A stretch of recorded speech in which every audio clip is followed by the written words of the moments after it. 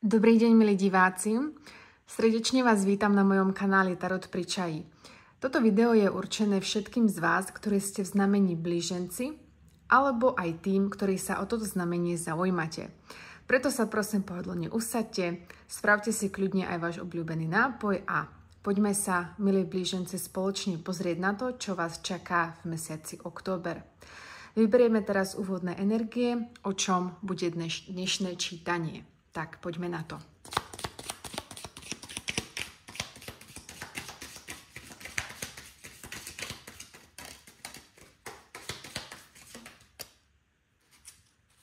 Tak, a máme tu prvé dve karty. Hneď vám ukážem.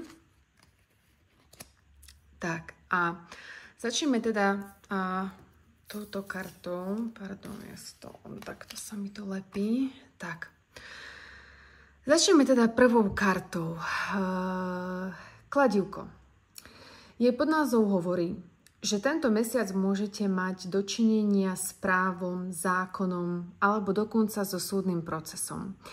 Symbol kladívka v ruke sudcu nám môže pripomínať spravodlivosť a autoritu a v praktickom živote to môže znamenať, že budete riešiť právne dokumenty, zmluvy, podpisy, prípadne budete musieť urobiť nejaké oficiálne rozhodnutie.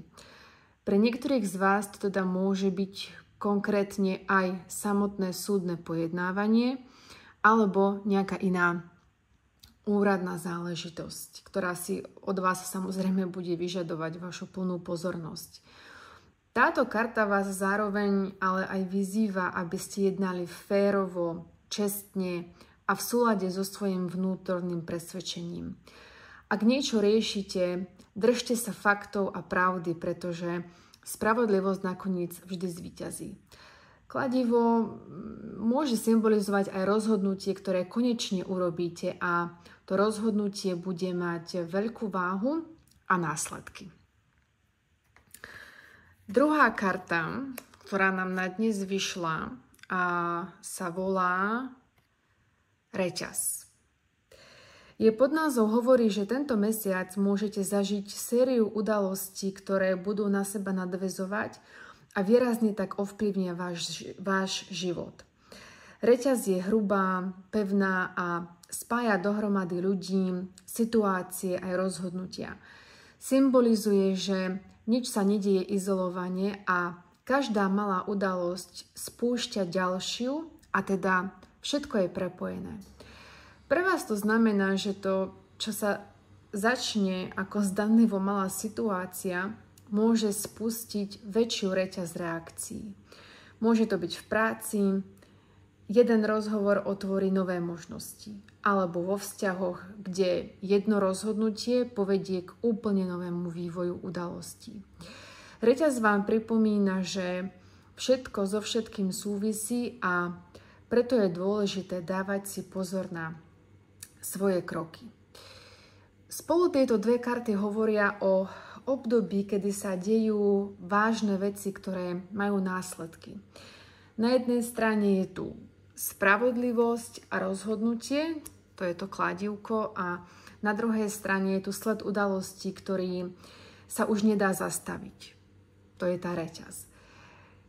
Je to čas, keď sa veci dávajú do pohybu a vám nezostáva nič iné, len ísť s týmto tokom a správať sa racionálne. Takže, milí blíženci, tento mesiac sa snažte stáť pevne za svojou pravdou a premýšľajte, aké dôsledky majú vaše rozhodnutia. Každý krok, ktorý teraz urobíte, totiž spustí ďalšiu udalosť. Buďte teda vedomí, féroví a zodpovední. Tak, to by sme mali karty na úvod a poďme sa teraz ešte spoločne pozrieť na tarot, ktorý by nám mal dať viac informácií o tom, ako sa tieto energie rozvinú ďalej. Takže vyberieme si 6 tarotových kariet.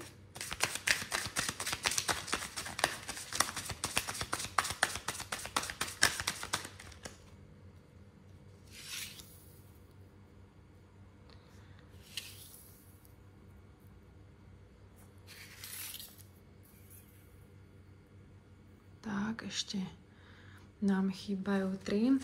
Nebojte sa, ja vám potom každú kartu ukážem ešte bližšie, lebo tieto karty sú také svetlé dizajnom, tak aby ste potom mali plný obraz. Ukážeme si každú kartu ešte bližšie potom osobitne.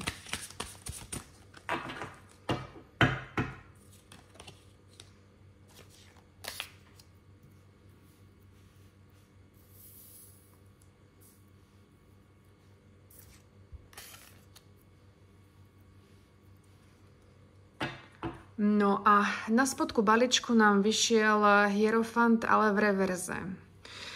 Takže poďme na to. Ja si takto ešte pomôžem a poďme teda hneď na to.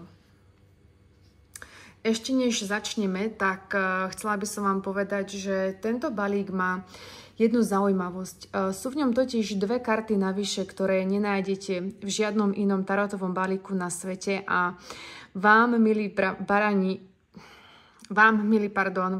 blíženci, vypadla jedna z nich a vypadla hneď na začiatku ako prvá karta. Wow. Takže poďme na to. Táto karta sa volá The Artist, alebo teda po slovensky by sme ju mohli preložiť ako umelec. Karta znázorňuje postavu, konkrétne muža, ale nemusí to byť muž, keďže tarot nehovorí o pohlaviach, takže si to prehoďte podľa seba tak, ako potrebujete. Tento umelec drží v ruke nejaký štetec, pozerá sa na obzor, na hviezdy, na strom života, zámok. Zámok inak v tarote predstavuje stabilitu. A pravdepodobne sa tento umelec snaží zachytiť nielen tú krásu, čo vidí očami, ale aj tú emóciu, ktorú s tým má spojenú. Táto karta vo všeobecnosti znamená, že sa vaše myšlienky, sny a vnútorné vízie môžu už tu a teraz začiatkom októbra prejavovať v realite. Vaša kreativita je vašou silou, milí blíženci, tento mesiac a aj keď nemáte všetko naplánované do detailov, dôverujte hlasu svojej intuícii a začnite krok po kroku. Dávajte si však pozor, pretože vízie bez akcie zostávajú len s nami. Nečakajte príliš dlho na ten dokonalý okamih. Rovnako ako aj tento umelec sa pozerá, ale stále sa len pozerá a neuvedomuje si, že čím viac sa bude len pozerať, tak tie hviezdy, hrad, nebo či strom nebudú iné. Nebudú krajšie, väčšie, pevnejšie, jednoducho sú perfektné, tak ako sú už tu a teraz a preto, milí blíženci, nečakajte príliš dlho a konajte. Ak budete čakať príliš dlho, ten správny moment totiž to nikdy nepríde, pretože ho budete stále odkladať. Takže konajte. Využite to, čo máte a urobte aspoň malý krok, pretože vy ste ten umelec, ten tvorca reality a tak, ako sa rozhodnete, tak aj bude. Nenechajte sa odradiť obavami či tlakom z vonkajšieho sveta. No už posúvame sa teda ďalej. A ďalšiu kartu tu máme kartu číslo 20 a je to karta Boží súd. Je to silná škorpiónska energia, takže je dosť možné, milí blíženci, že máte dočinenia so škorpiónom, môže, ale nemusí to tak byť. A ako sme si vravili, ja sa ešte pozriem ešte raz na spodok balíčka, tam sme mali, áno, Hierofant v reverze, takže Hierofant v reverze znamená, že niektorí z vás už sú rozvedení, takže toto čítanie bude jednoznačne pre blíženca, ktorý už rozvedený je. Tento rozvod je čerstvý, nie je to dlhé, nie je to pre niekoho, kto je rozvedený rok, 2, 3, nie, toto je tak maximálne 2-3 mesiace späť. Ale sú tu aj takí blíženci, ktorí o tom ešte len nevedia, že podajú žiadosť o rozvod, respektíve o tom uvažujú, takže už možno začiatkom práve tohto mesiaca niektorí z vás budú konať. Prípadne je tu ešte aj tretí scenár, že už momentálne aktuálne ste v rozvodovom konaní a teraz sa dohadujete s partnerom, s partnerkou na tom, ako si rozdelíte a upravíte všetky náležitosti. Opäť je to kolektívne čítanie, takže je tu pre viacero možných scenárov, pre viacero z vás a ja najviac zachytávam práve tento, takže milí blíženci, mesiac október bude pre vás silne transformačný a táto zmena, ktorá práve nastáva vo vašom živote, bude pre vás osudová a musí sa stať. Táto zmena musí prísť, pretože je to niečo, čo ste si určili, že chcete zažiť ešte pred narodením a práve teraz je ten správny čas na naplnenie tejto lekcie. Nebojte sa, pretože táto zmena, ktorá príde, aj keď zo začiatku nemusí byť vždy príjemná. Samozrejme, rozvod sú ťažké energie, separácia, vždy sú to ťažké energie, nie je to nič jednoduché, je to emočne náročné, ale je to zmena k lepšiemu, pretože práve táto skúsenosť, táto energia, ktorú táto zmena so sebou prinesie, je presne to, čo vás posunie z bodu A do bodu B. Okolo 15. októbra sa posúvate do energie 10 mincí. 10 mincí je karta, ktorá znázorňuje vlastne pocit stability, sily, moci, ale aj finančnej nezávislosti. V tradičnom tarote je na karte 10 mincí zobrazená celá rodina. Takže manželia, deti, pes, starý rodič, dúha, dom a odkazuje nám na to kompletné a úplné naplnenie, na to rodinné hniezdo, na to, že si vytvárate vlastnú líniu, vlastnú generáciu, dedičstvo a na to, že dosahujete aj absolútnu finančnú stabilitu a rodinné zázemie. Ale pozrieme sa bližšie na túto ilustráciu. Na tejto karte konkrétne máme iba starého muža, psa a neviem, buď muža alebo ženu. Ťažko povedať, ale opäť je to jedno, prehoďte si to, tarot nehovorí o pohlaviach, iba nám ukazuje energie. A tento muž alebo žena tam stojí sám a nie sú tam žiadne deti okolo tejto postavy. Takže, milí blíženci, ja mám pocit, že toto vám tam ako keby v tom vzťahu chýbalo. A vám sa ten dlhodobý vzťah a rodinné zázemie také, ako ste chceli, také, po akom ste vždy túžili vybudovať s týmto partnerom, partnerkou, nepodarilo. Keď sa ešte bližšie pozrieme aj na tvár tejto postavy v žltom, ja vám to skúsim trošičku takto ešte priblížiť, dúfam, že to dobre vidno, tak mám pocit, že vypadá byť taká zmierená s tou situáciou a akceptuje ju takú, ako je, že neláme si nad tým príliš hlavu. Takže toto je niečo, čo ste asi už tušili dlhšie, alebo ste už vedeli dlhšiu dobu, že to príde. A je to tu. Ale tú situáciu akceptujete. A to zázemie, ktoré ste tak veľmi chceli, milí blíženci, sa vám nepodarilo vybudovať, pretože tu bolo a pre niektorých ešte stále je niečo toxické. Karta diabol. Tento vzťah, tento partner, s ktorým ste boli alebo ešte stále ste v zväzku, nebol ten pravý, tá práva. Niektorí z vás boli vo vzťahu, kde jeden z partnerov bol manipulatívny, iní ste zase mali partnera, partnerku, možno ktorí vás deptali mentálne a vy ste potom sami mali toxické myšlienky, či už o sebe, alebo o vašom vzťahu všeobecne, alebo o iných, o svete. Mysleli ste si, že nie ste dosť dobrí, že si nezaslúžite všetko to, čo máte a tak ďalej a tak ďalej a vlastne ste sabotovali samých seba. Ja tu najviac cítim práve tú manipuláciu od toho partnera, respektíve bývalého manžela, manželky, lebo to na ilustrácii je žena aj muž. Toto dole nižšie, keď sa pozrieme, máme tu ženu a tu v pozadí máme muža. A tá žena už leží na zemi. odhodila úplne všetko a mentálne sa už vzdala. Ona už nevládze bojovať a držať tento vzťah pohromade.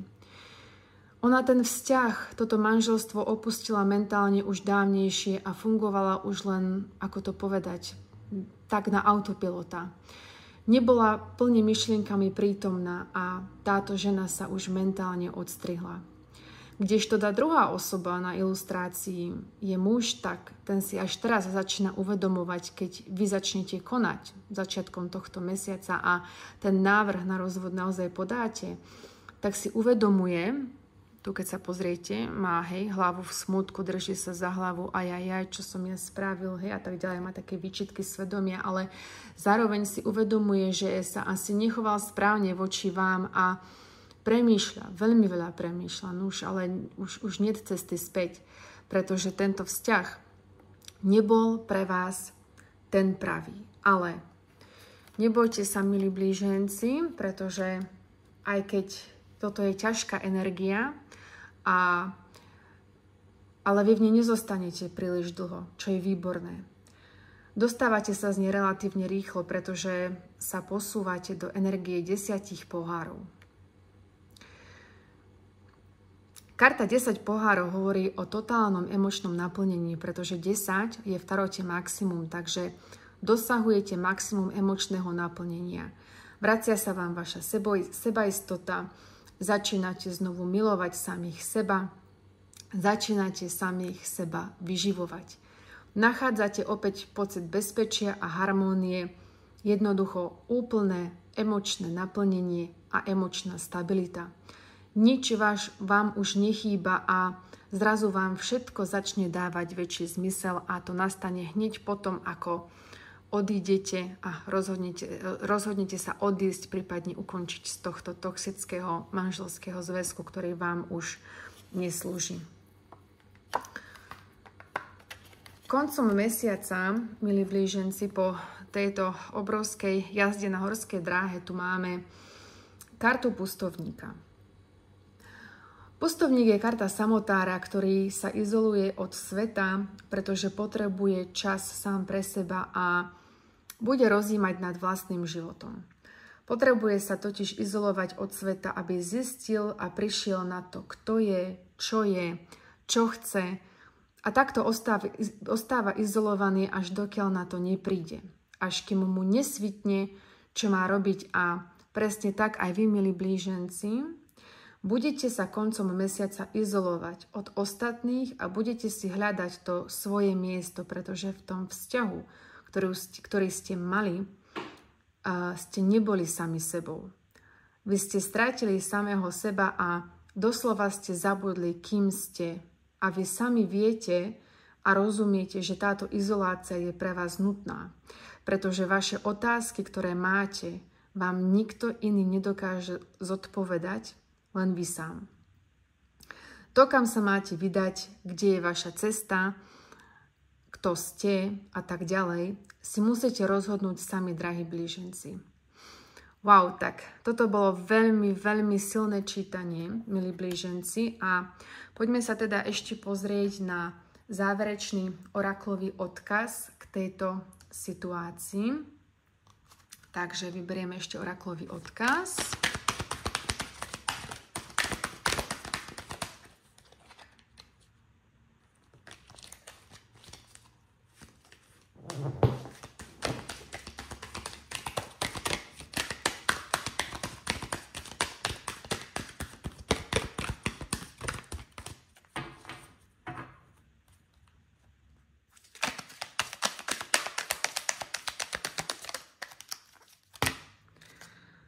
Tak a vypadla nám karta číslo 43 a keďže vypadla opačne v reverze, tak si o chvíľočku prečítame jej ochranný odkaz. Karta číslo 43, hlboké poznanie. Takto by sme ju mohli preložiť, tak poďme sa na to pozrieť. Momentík, ja si len nalistujem v knihe.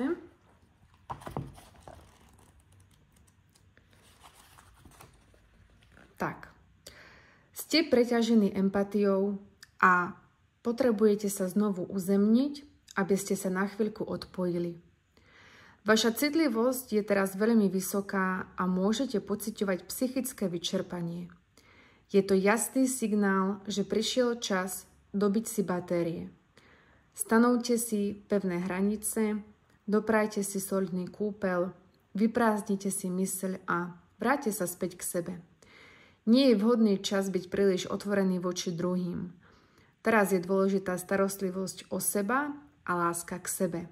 Naučte sa povedať jasné nie ďakujem všetkým, ktorí vás v tomto období vyčerpávajú. Wow, milí blíženci, vyhláste si toto čítanie za svoje, ak s vami rezonuje. Ak nie, tak ho nechajte tak, nie je to vaše čítanie. Ja vám ďakujem, že ste si dnes našli čas a strávili ho so mnou pri tarote pri čaji. Ak sa vám tento výklad páčil alebo vám priniesol inšpiráciu, budem veľmi rada, ak dáte videu palec hore, prihlásite sa na odber kanála a napíšete mi do komentárov, čo s vami najviac rezonovalo. Ak máte záujem o súkromné čítania, môžete mi napísať e-mail na tarotpričaji@gmail.com. Tento e-mail nájdete aj v popise videa. Prajem vám krásne dni plné pokoja a pozitívnej energie a teším sa na vás pri ďalšom výklade.